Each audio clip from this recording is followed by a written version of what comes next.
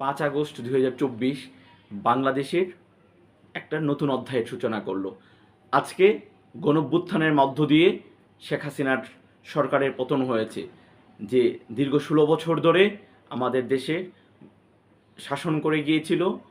গণতন্ত্রহীনতার মধ্য দিয়ে একটা পর্যায়ের মধ্য দিয়ে তার আজকে এই চূড়ান্ত পতনটা ঘটল।